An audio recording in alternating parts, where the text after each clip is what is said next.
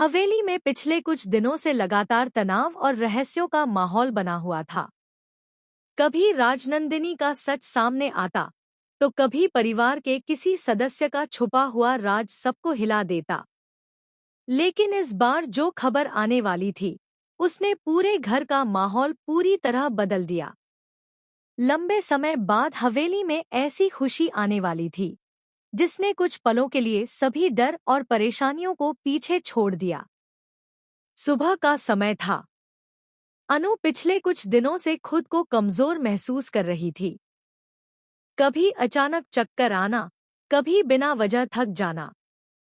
शुरुआत में उसने इसे तनाव समझकर नजरअंदाज किया, लेकिन अब उसकी हालत देखकर गायत्री देवी और आर्यवर्धन दोनों परेशान होने लगे थे। उधर आर्यवर्धन लगातार अनु का ध्यान रख रहा था।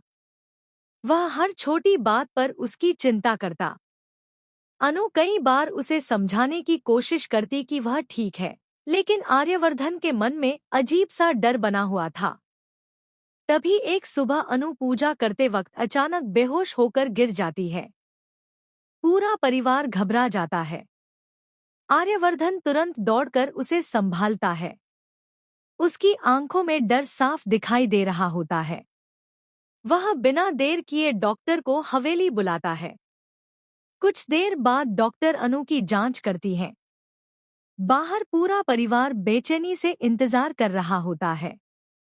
गायत्री देवी भगवान से प्रार्थना कर रही होती हैं, जबकि आर्यवर्धन बार बार कमरे के बाहर चक्कर लगा रहा होता है।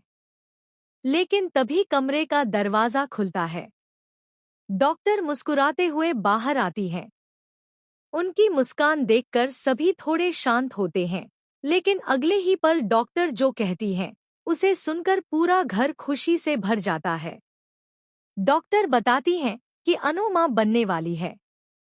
यह सुनते ही कुछ सेकंड के लिए पूरा माहौल शांत हो जाता है, और फिर अचानक खुशियों की लहर दौड़ जाती है। गायत्री देवी की आंखों में खुशी के आंसू आ जाते हैं।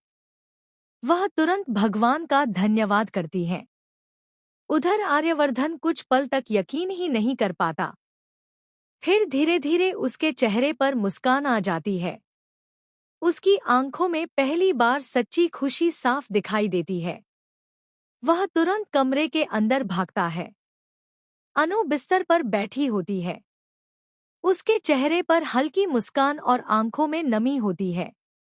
आर्यवर्धन उसके पास बैठ जाता है और धीरे से उसका हाथ पकड़ लेता है। कुछ पल तक दोनों बिना कुछ बोले सिर्फ एक दूसरे को देखते रहते हैं। फिर आर्यवर्धन भावुक